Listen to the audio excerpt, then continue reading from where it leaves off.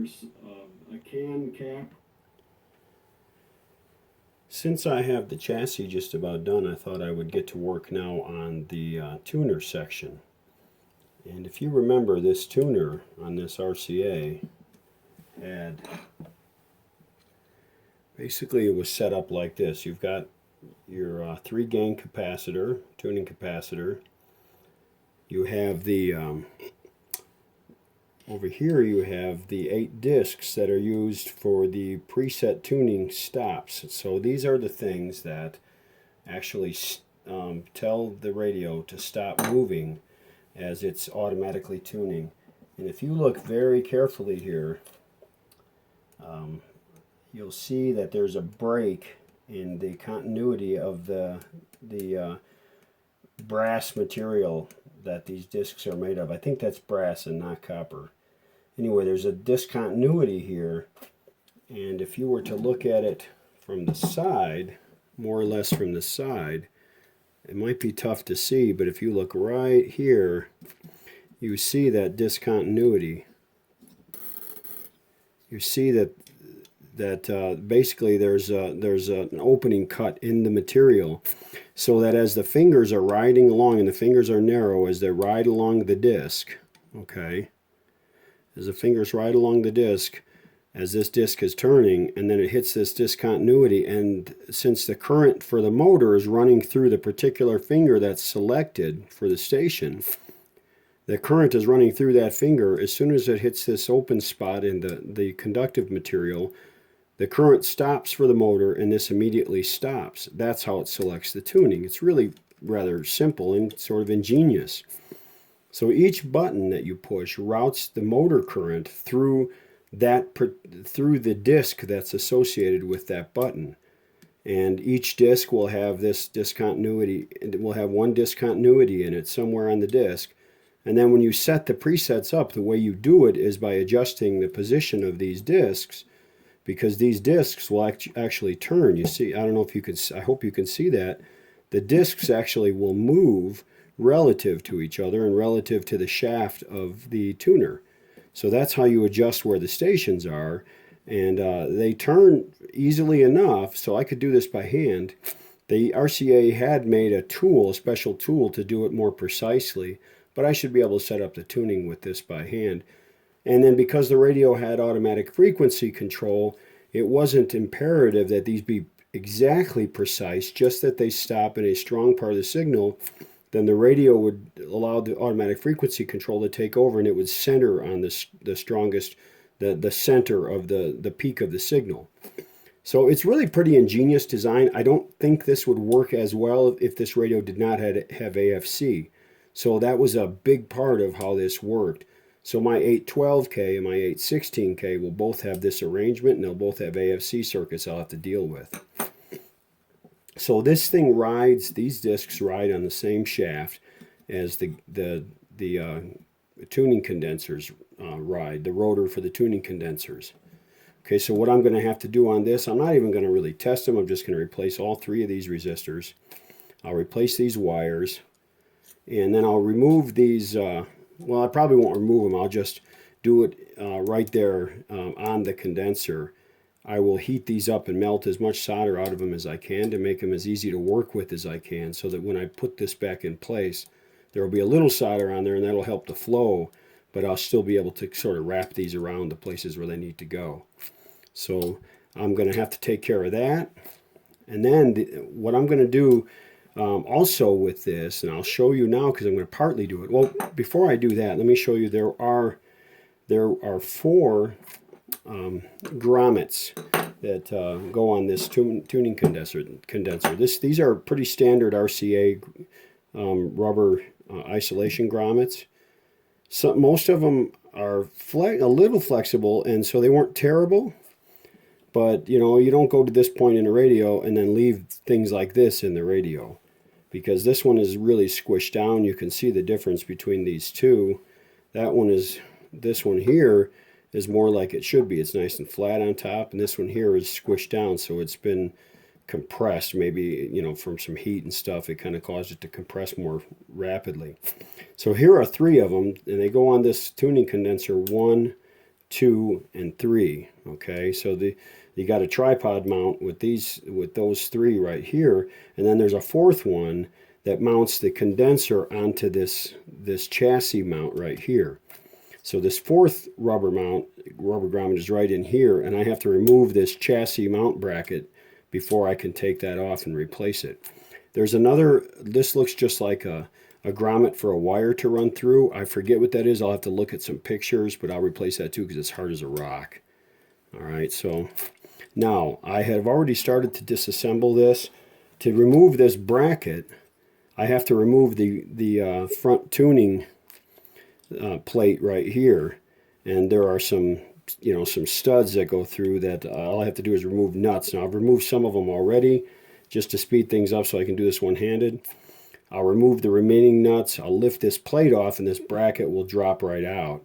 And then I'll have 3 pieces. I'll have the bracket, this plate with all of the clockwork that operates the tuning, all these gears and so forth that operate the tuning will all be with this plate, and the bracket will be separate and this will be separate, the condenser and the stop plates. I am not going to do any more with, I'm not going to separate this, the tuning stop from the condenser. Is no need to. I'll clean it, I'll lubricate it, that'll be fine.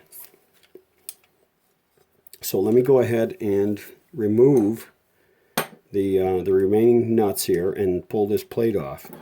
Remember that I have like a planetary tuning drive here, and I think I'm going to have to take that apart and clean it. You always have to on the Philcos, and you never want to. It's such a pain in the ass to do. But when you do it and you grease it, because you always wind up doing it. Every single one I've said, no, I'm not doing it this time. I'll dump a lot of lacquer thinner in there and clean it. And every single time I take it apart and clean it, because it makes it feel so nice when you do that. That it really is silly not to do it. Before I pull this off, let me show you. I had mentioned this in an earlier video. The way that this works, when you select manual tuning, there's a linkage in there that lifts this set of idler gears off, it's like this idler gear off of the condenser drive gears. So it's engaged in its electric tuning here, and when you select manual tuning, it lifts this away so that you can tune the thing, and all it does is turn those little pinion gears on there.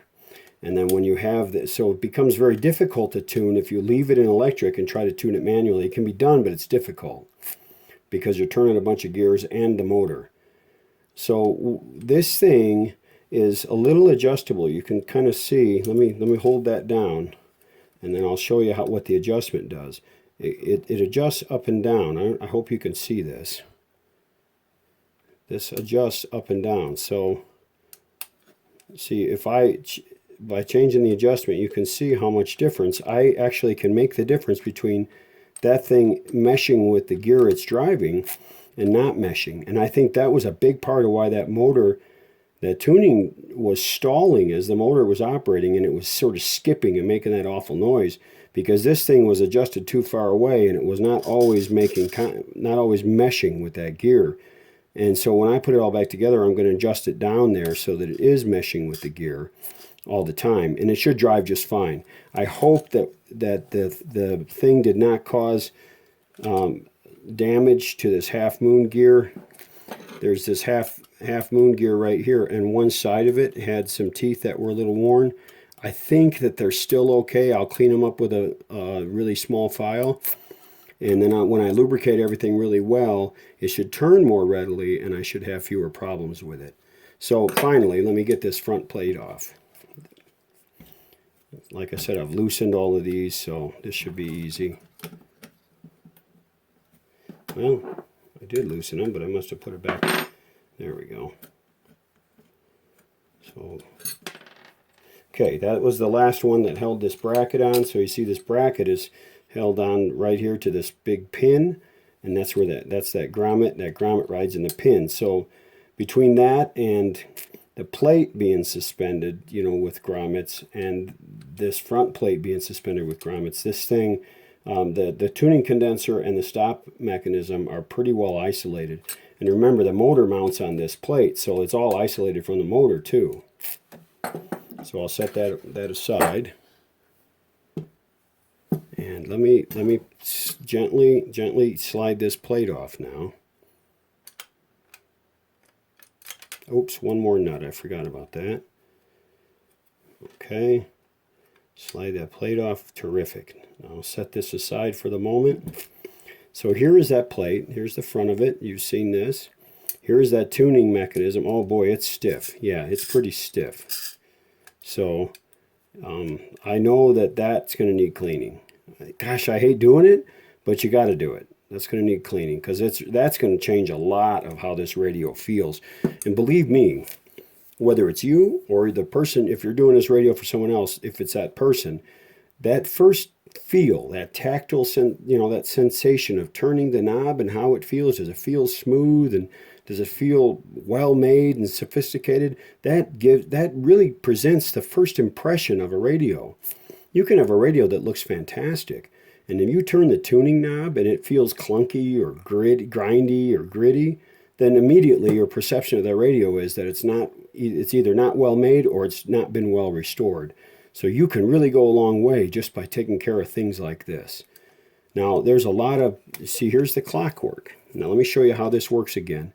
So when it's in manual, this whole arrangement here, this drive gear arrangement, is lifted away from the condenser drive gears, right?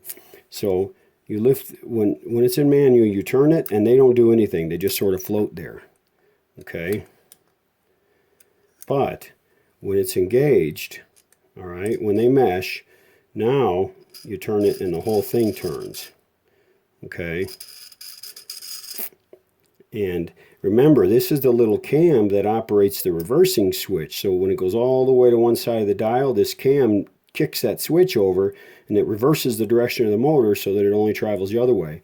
So it's kind of a weird arrangement in that if you're tuned to 700 and you want to go to 500, you have to go all the way to 1600, reverse the direction of the motor and go all the way back. That's just how it works. And if you push the preset, I think what the preset does is takes it all the way to the one side and stops the motor, but I'm not sure about that. So we'll check it out. I'll see how, I'll read the instructions on it too. But I'm going to clean up all of these gears. They all look to be in decent shape. It's just that they're sticky. They don't turn easily. So I'll clean all that up. That's weird. I don't know why it makes that noise. I guess I don't know enough about gears, and maybe that noise is normal, turning a big gear that drives a tiny gear. So because it's spinning it so fast, it's vibrating. It's on there fairly loosely. So that's kind of funky. But every one of these radios with the electric tuning has made that sound if you try to tune it in manual with the knob. Or when it's in electric, you try to tune it with the knob while it's set to electric. It'll make that noise.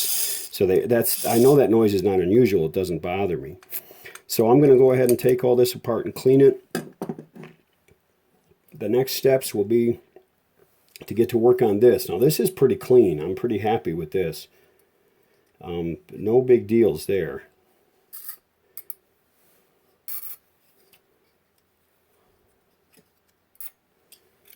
I'm not sure about the sound. What the sound is. Oh, that's right. There are gears up here. So it sounded like a gear sound. Right in here are those half moon gears that I mentioned, and there's the bottom half of one right there. So let me turn it so you can see it coming out. There you go. How's that? So I'll clean all that up too. And typical of gears in condenser drives that are motorized or even manual, there will be two gear plates, and the gear plates are able to shift relative to each other, sort of like a phase shift almost in the gear teeth. And between the plates will be a spring that kind of, what this does is it kind of eliminates hysteresis. In other words, you tune to one spot and then you have to turn a knob a little bit before it starts to move in the other direction. These springs are supposed to eliminate that. And that's why they're there. And if you lose them, it's not the end of the world, but it's better if you don't lose them because, again, they enhance that feeling of a quality radio. And also make it easier to tune. When you're tuning shortwave, for example, and you're trying to make tiny moves, it's really hard to do when you move the knob. It doesn't move until you've turned the knob a bit. It's hard to tune that way. So I'll take all this apart and, you know, well, actually, I don't think I will. I think I'm just going to clean it and lubricate it because I can get to everything easily enough that I'm not really going to advance my situation by taking it apart. And I could cause problems by maybe causing alignment issues and things like that. So I will lubricate it. I'll get those teeth all cleaned up. I'll make sure this thing is in good shape. I don't really need to do anything with these. I don't even want to clean them up with an abrasive or anything because they're working. I'll clean them up with a contact cleaner, but I won't do anything else. They're working great, and I think I'll replace the resistors, replace the wires, and that should be about all this thing needs. I might do a quick spray down with some contact cleaner, but I don't think I need to wash this one like I usually do, and I don't really want to put all of this underwater. Just to get these a tiny bit cleaner. These will be fine. So okay, so I'm going to set the condenser aside for now. I'll get to work on the clockwork.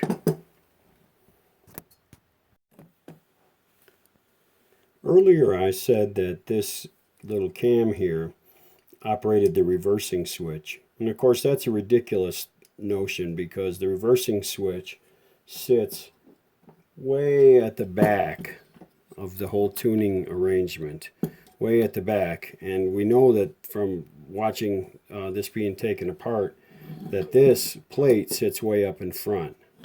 Okay, so sits way up in front like so. All right, so that reversing plate or that reversing switch is operated by this cam follower, or this cam right here.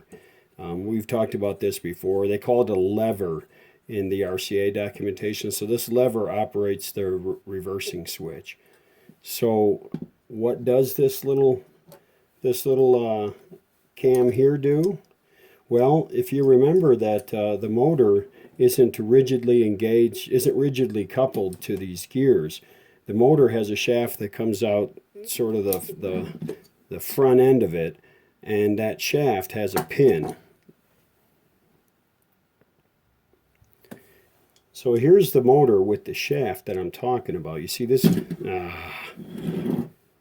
This is the front shaft of the motor, which actually sits. It's heavy and slippery, which sits like this. And that motor shaft, if you remember, it slides back and forth. Okay? And that shaft, the motor is situated such that when the shaft is all the way I'll call this the south of the motor. When the shaft is all the way toward the south of the motor, that pin does not engage that little cam. Okay. But when the motor is extended out to the north part of the motor, that pin does engage that cam. And what this pin does is when the motor is going one direction, the pin will swing around and engage that cam from one side, and then when the motor direction reverses, it swings around and engages that pin from the other side. That way, it creates a nice flexible coupling between the motor and the gear arrangement without being rigid, so you don't have to worry about alignment.